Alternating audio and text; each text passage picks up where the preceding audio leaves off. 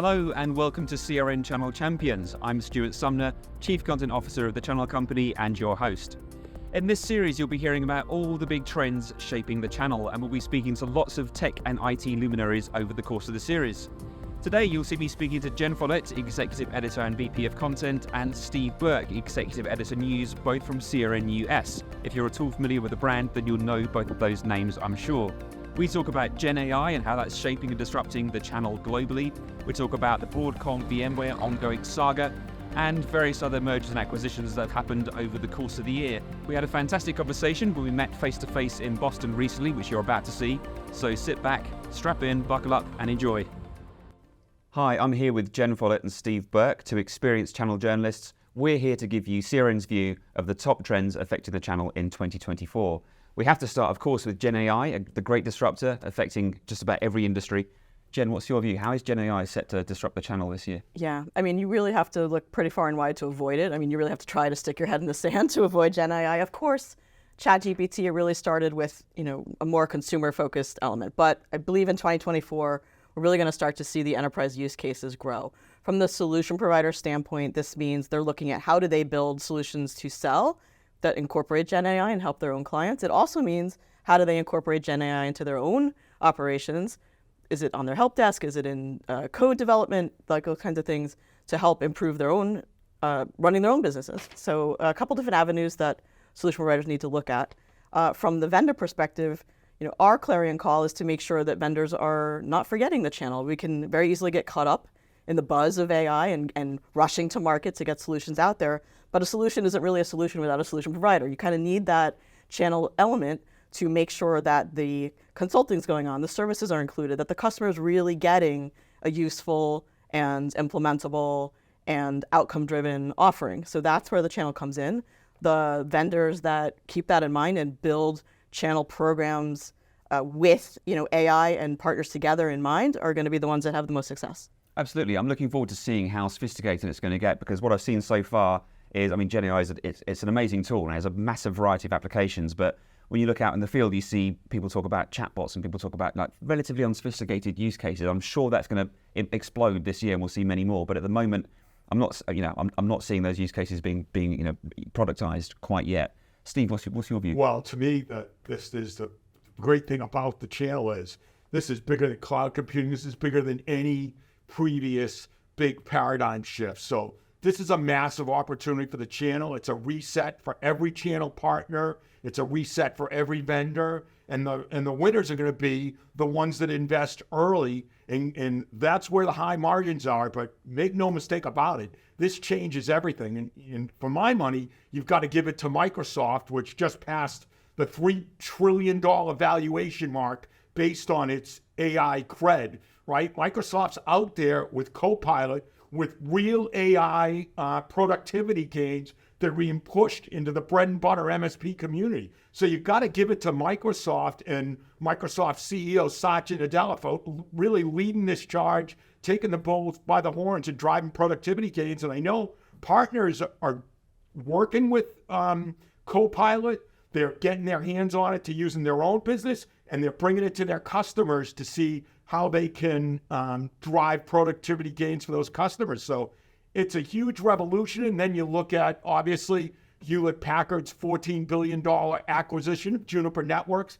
That's completely driven by the drive to deliver and beat Cisco, the network which owns the majority of the market share, to beat Cisco to the punch with an native AI network play. So the action's fast and furious. This change is taking hold faster than any we've seen in the past. I think it's faster than anybody realizes. And the big danger is that the partners and the vendors that don't invest heavily and don't get into this really quick are going to be left behind and miss the market. Yeah, you see it on the hardware side too, with the AI PCs, AMD, Intel. This kind of push to have PCs that can really handle these heavy-duty workloads. That's a lot of the analysts and channel gurus that we talk to expect that to be part of what drives a resurgence in PC sales, hardware sales, which have kind of dipped. But looking into maybe like the second half of 2024, the retirement of Windows 10 is part of that too, but this drive toward AI PCs is one of the factors that's really meant to help accelerate sales growth across the channel in the second half of this year. Yeah, I'm sure it will. I mean, it is, as you said, Steve, it is an absolutely massive disruptor. I've heard it likened to the birth of the internet and the disruption that caused every industry. This could be, as you said, possibly even bigger. Copilot's an interesting one. It's even disrupting keyboards, the Windows key being going and Copilot coming in instead. Haven't used Copilot myself. I've heard it's, it's another, it's similar to ChatGPT. Looking forward to giving it a whirl. I think, the HPE acquisition, the Juniper acquisition is really interesting as well.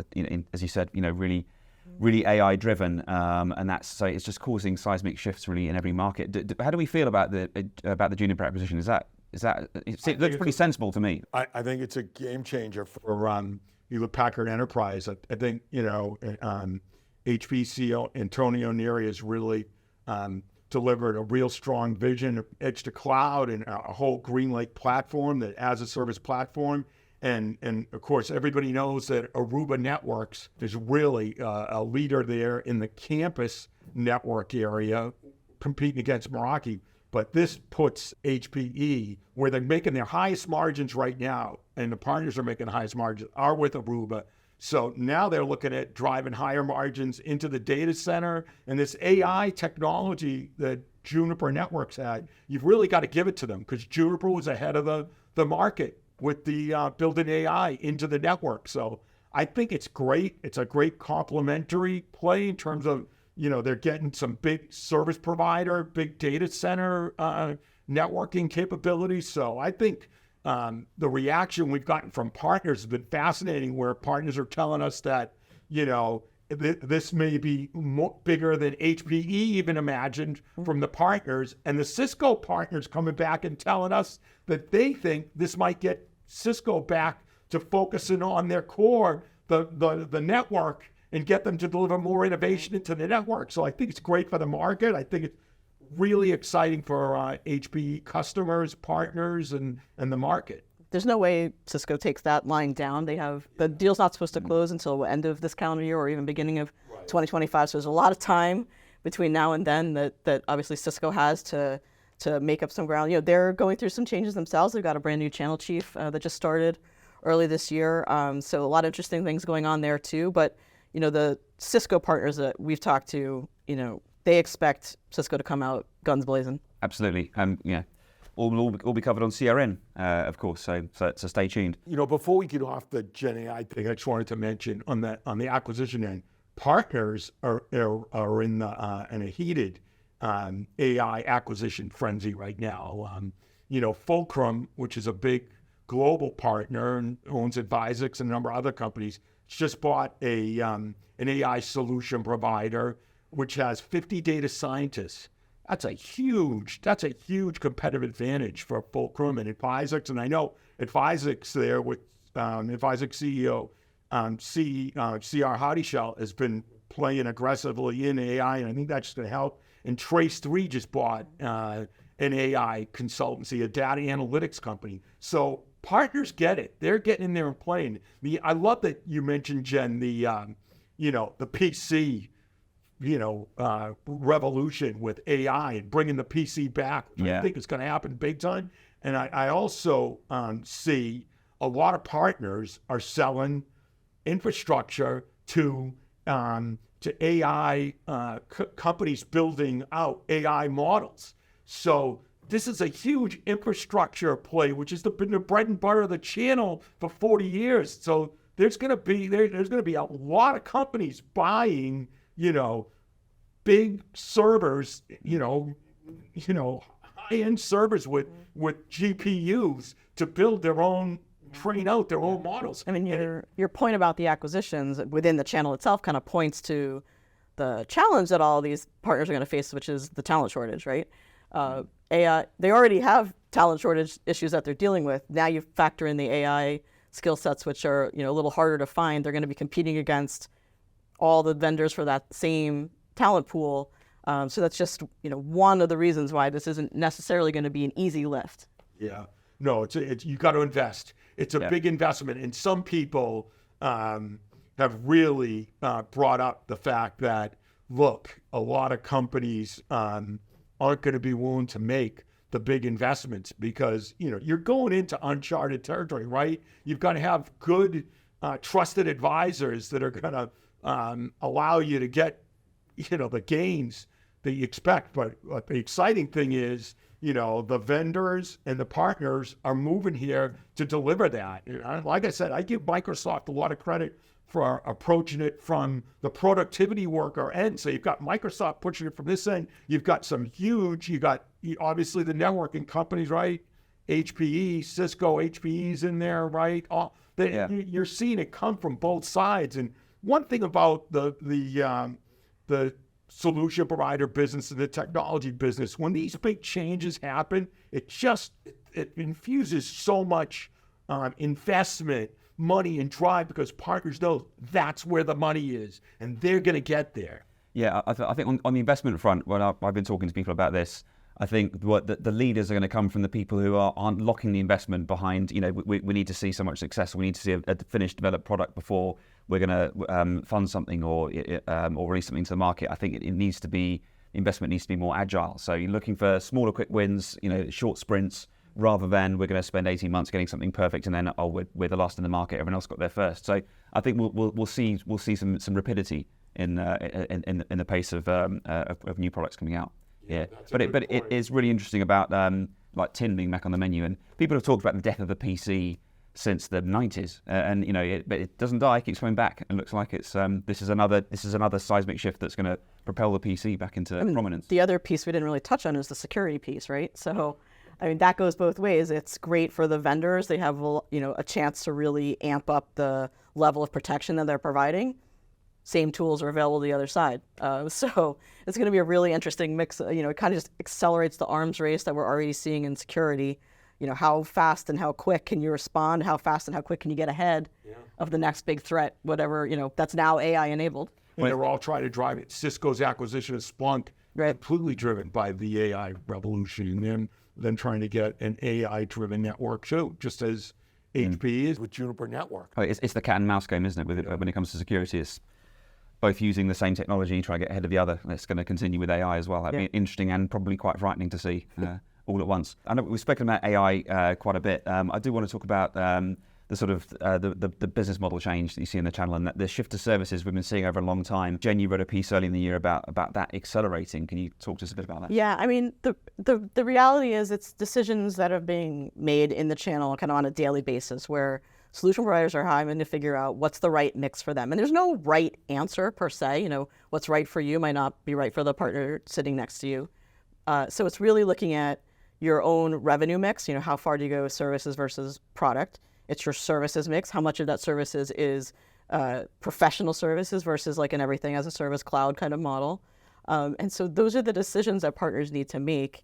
Obviously some are much farther down the path. Some have decided don't need to go down that path at all. So it's just really interesting how it's playing out because everyone's bringing, their own perspective to it. And again, there's no right or wrong, but overall, if you're looking to get acquired, if you're looking to increase profit, the path is clearly going toward everything as a service. Yeah, absolutely. Yeah, everything as a service is the dominant trend. And what I see is, it's happening again at a more rapid clip than ever before, is the services are pulling the product. So it could be a security service, right? Mm-hmm. It could be, HPE has shifted completely to a GreenLake hybrid computing as a service model and basically put storage as a service and compute as a service. Dell has Apex. Dell has Apex. And the partners the exciting thing for the partners is the partners are driving that with their services. And the most successful as a service engagements are where the partners are leading with their own business outcome services and dragging the products or the service with them.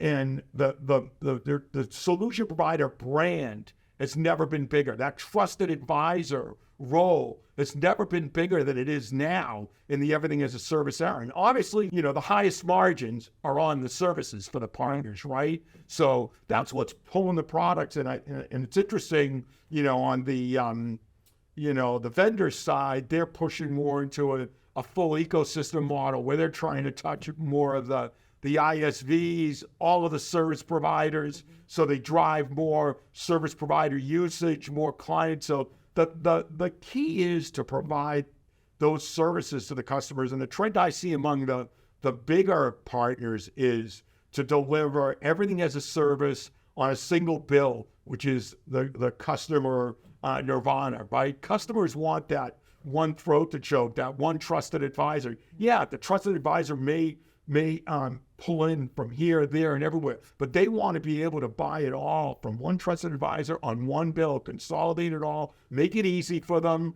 and have that trusted advisor there to respond whenever there's any kind of issue. Yeah, that's really this push toward everything as a service. Like, that's really a trend that we've been clocking.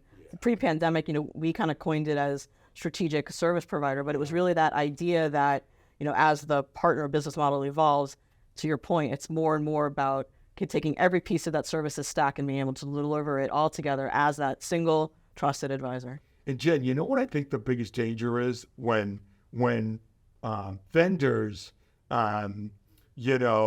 ignore that trusted advisor role and the importance of working hand in hand with the partner to deliver these services and to embed those services into the partner's business model and to drive the relationships with the solution provider based on the trusted advisor relationships they've built over decades. Right. And I think one of the things that's been so surprising out of the gate this year is with Broadcom's acquisition of VMware, Broadcom ignoring basically the basic tenets of the solution provider role and basically saying we're terminating all the partner agreements, we're taking the top 2,000 customers direct. And I think what we're seeing at CRN is a huge backlash there with partners now offering alternatives, scrambling and moving as fast as they can